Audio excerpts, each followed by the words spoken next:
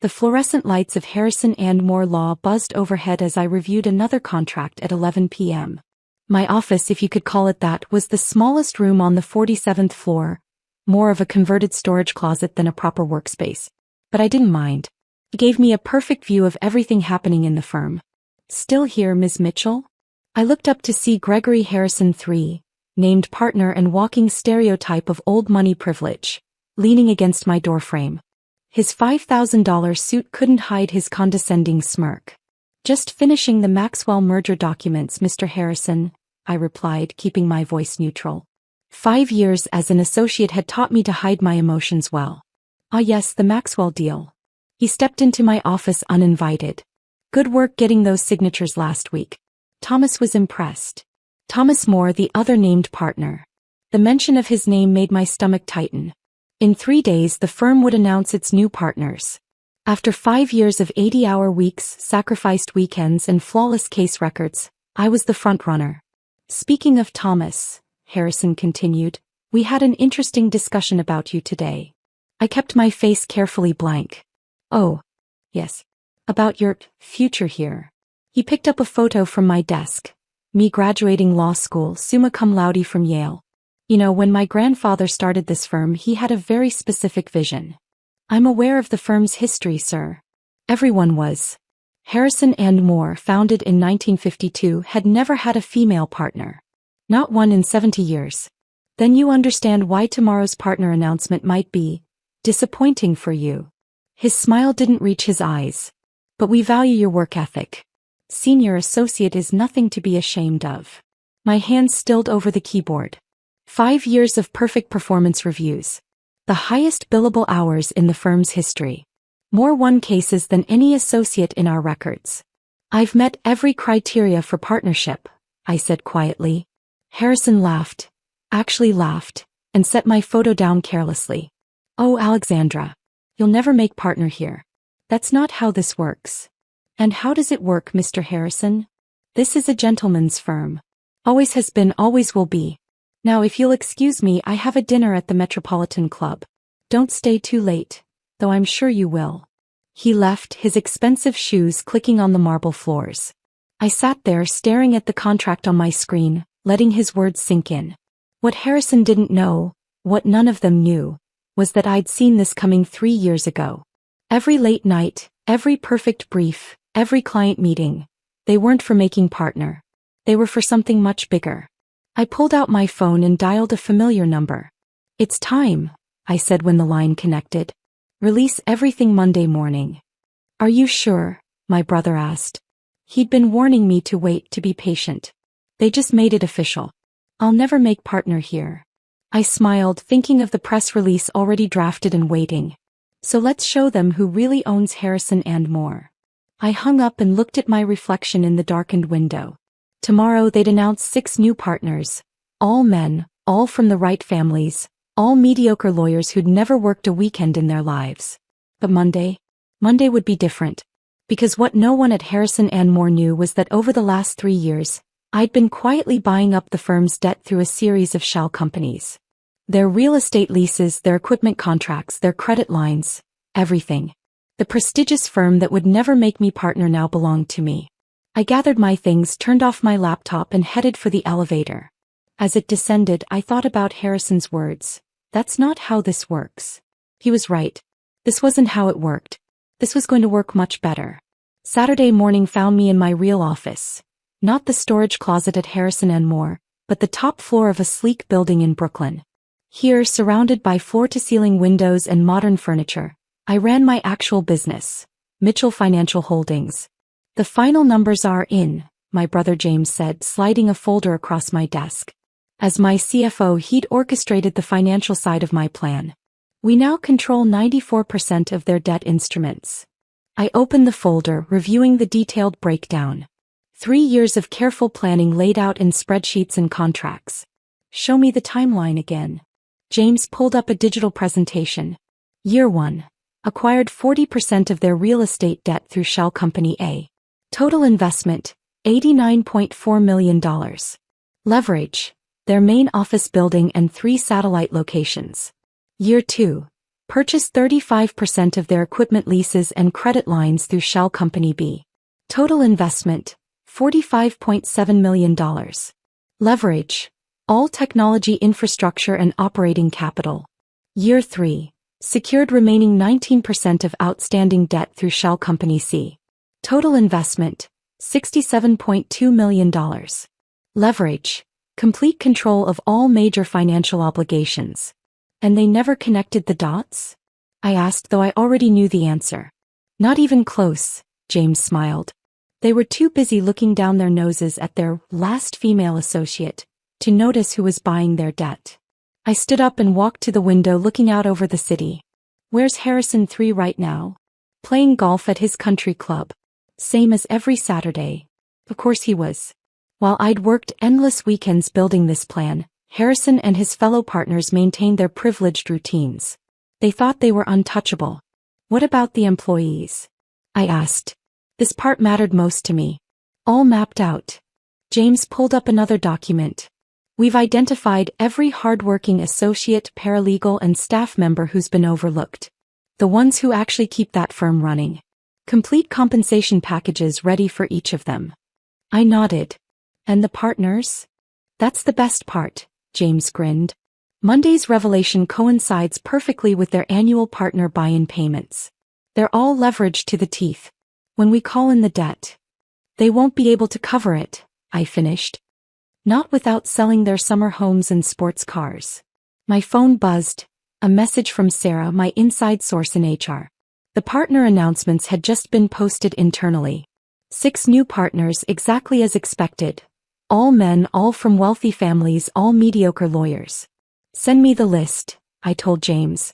He pulled up their profiles. William Preston 3. Harvard Law, bottom 30% of his class. Theodore Banks. Yale Law, more golf tournaments than court appearances.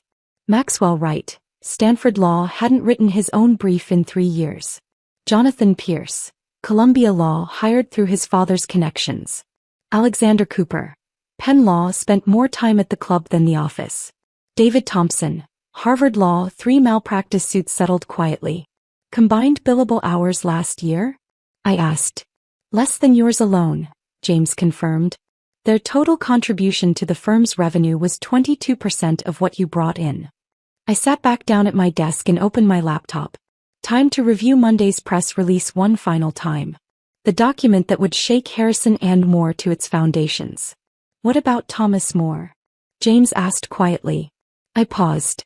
Thomas Moore, the second named partner, was different from the others. He'd actually worked his way up, built his reputation on skill rather than connections. But in the end, he had his chance, I said. He saw what was happening and chose to maintain the status quo. Show me the succession planning documents. James pulled them up.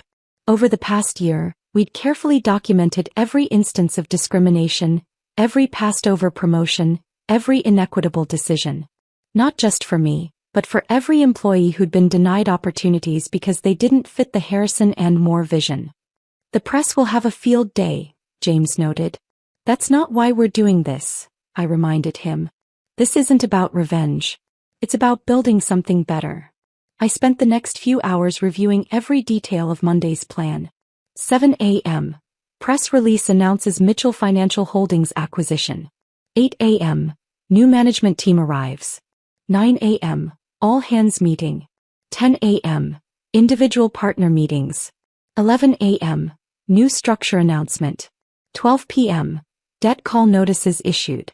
By the time I left the office that evening, everything was in place.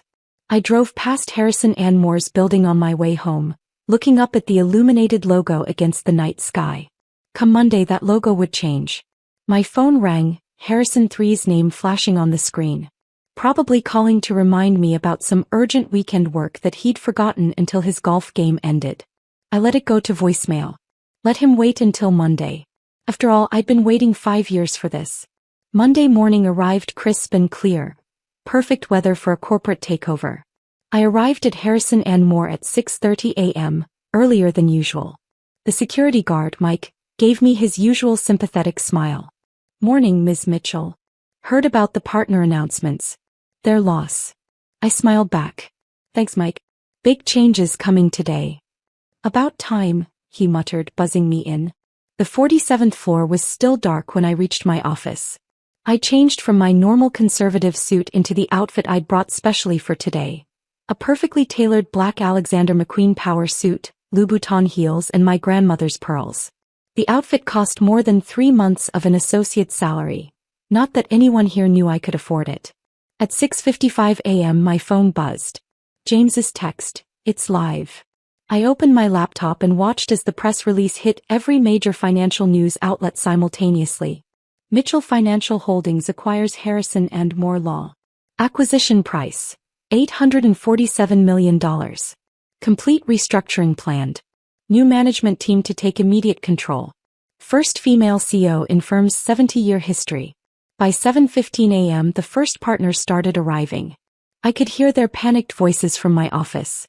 This has to be a mistake. Who the hell is Mitchell Financial? Call Gregory immediately.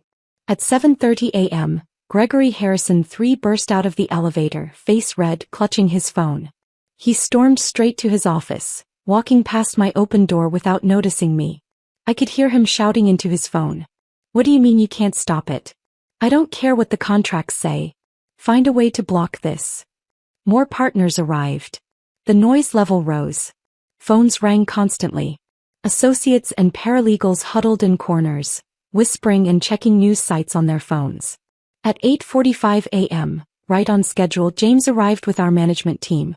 15 people in sharp suits carrying tablets and briefcases. They walked straight to the main conference room. At 8:55 a.m. the intercom crackled. "All employees please report to the main conference room immediately." I waited until everyone else had filed in before entering. The room was packed. Harrison III stood at the front trying to project confidence. "Everyone remain calm," he was saying. "This is clearly some sort of hostile takeover attempt and our lawyers are." "Your lawyers work for me now," I said clearly, walking to the front of the room. The silence was absolute. Every head turned.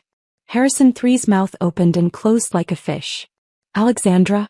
What are you?" "Please sit down, Mr. Harrison," I said, my voice carrying easily through the stunned room.